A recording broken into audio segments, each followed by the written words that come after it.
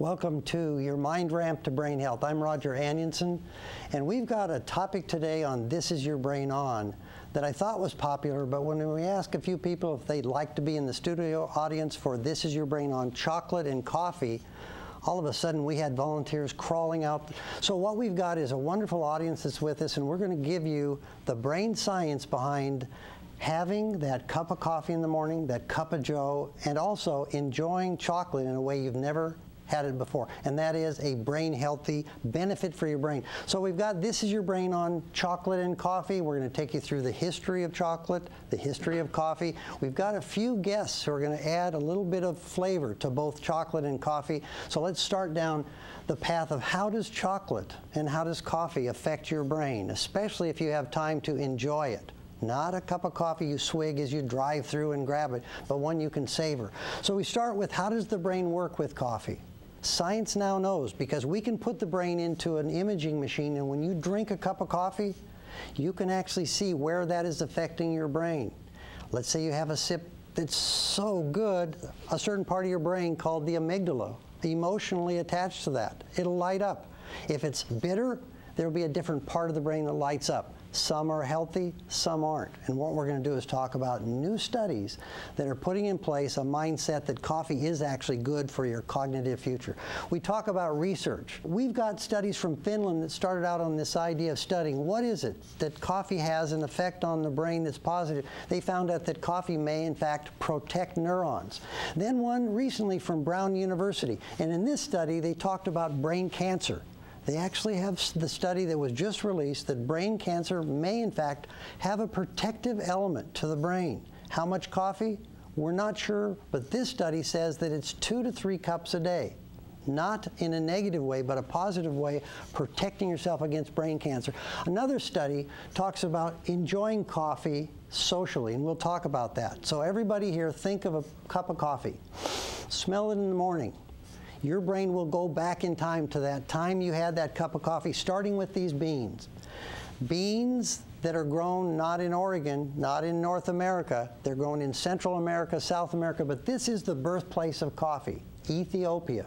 That's believed to be where they were first propagated into plants and turned into something to drink.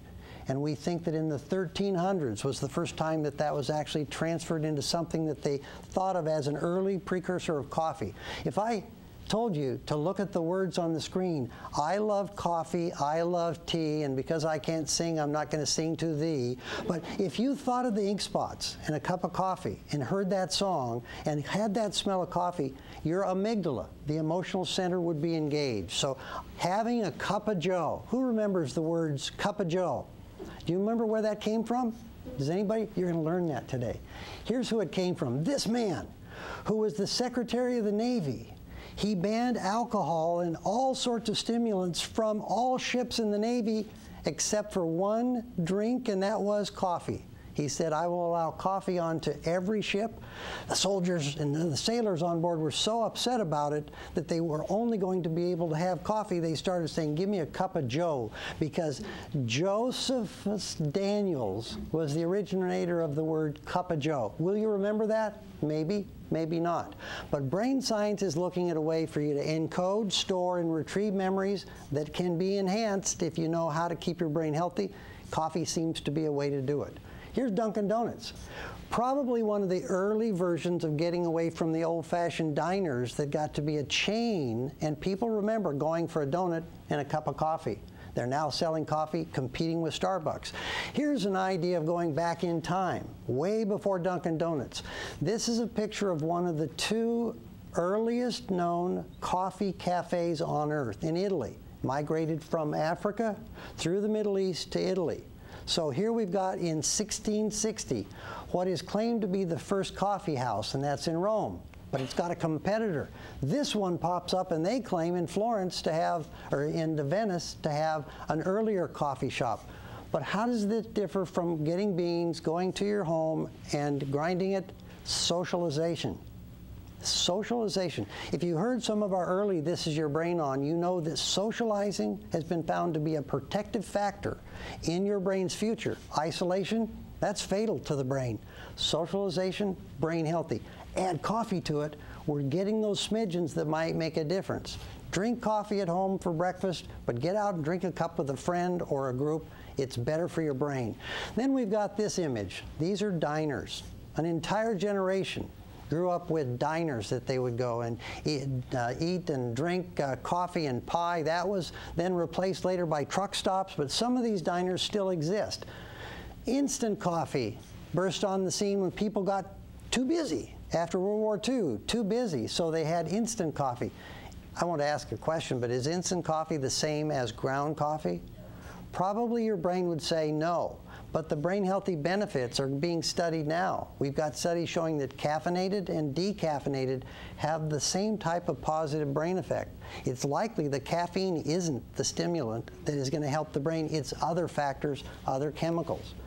Let's go to the modern day era of coffee shops, from Italy to diners to Starbucks. This is the original Starbucks in Seattle, the first place that started a new wave of people appreciating coffee in a different setting and in a different way. Later today, we're going to have somebody who populates one of these coffee shops, but it's not Starbucks. What we've also got is the idea of drive-through. Drive-through. I'm too busy to actually savor something, so I'm going to drive through. You see them all over the place. Some of them have 2 lanes, one on each side. The person is going from one window to the next. Is that brain healthy? The coffee itself probably is, but the stress more than balances it out. They're not savoring that cup of coffee. Even though it might taste good, they're not taking that time to smell it, taste it, and move through the process that makes it healthy for your brain. We've also got these ideas. Is it something that's going to make you jittery? It does. If you have too much coffee, it will shake up your brain. It'll shake up you. We've also got this poster that I don't think this is true, but some people, like my wife, sometimes get up and say, "Don't talk to me until I've had some coffee." Why? It's because a brain is actually stimulated. Now we believe in a positive way to be able to cope quicker by getting that jump start. Very few negative brain healths now being discovered for 1 or 2 cups of coffee. If you don't like coffee, try tea. But the idea is, if you love coffee, you're going to love it more after we get done with This Is Your Brain on Coffee and Chocolate. We'll be right back. Thank you.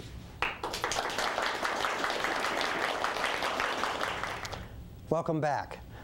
In this segment of This Is Your Brain on Chocolate and Coffee, we're still working on coffee, and I want to go through some of the hard work. We're going to heavy lift here in the audience. We're going to talk about neuroscience, and I don't expect you to remember this, but it'll tell you that this idea of coffee being good for your brain is built on solid, evidence-based, peer-reviewed studies from very top universities that are looking at why do all Americans have this momentum to say, I want to be brain healthy for the rest of their lives. It's because that's aging successfully.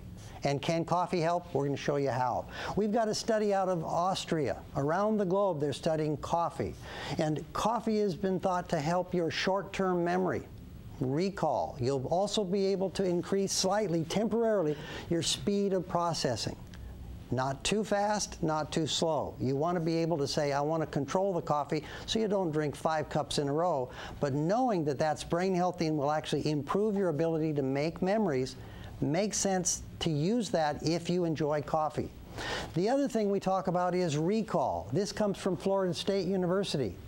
We now know that your ability to recall something that you learned the day before or a few days before is improved slightly after you've had a cup of coffee. That slight stimulation of the brain to be more active. We now can go to the microscopic level and see that when coffee is consumed, the brains of those that consume coffee can be monitored, and they can see that they're slightly more active in a positive way. We also have a study from the University of Washington, and this study, again, 2010, this study talks about Parkinson's. Parkinson's, as we've talked about on other segments, is one of those brain diseases that the cure may in fact be within our lifetime. And coffee and music and other things are being looked at as possible ways to moderate, to modulate the symptoms, to lessen the symptoms. If coffee helps, and somebody has their doctor's instructions, that cup of coffee could be something that somebody with Parkinson's could say, I'm going to do that every single day because it does seem to make a difference from the evidence from the neuroscience world. So as we talk about neuroscience studying coffee, I think that's a job we would all want, is to be a scientist who can study something that they would love. But wait till you hear about the chocolate studies. So we'll be right back, and we've got a special guest for you in our next segment. Thank you.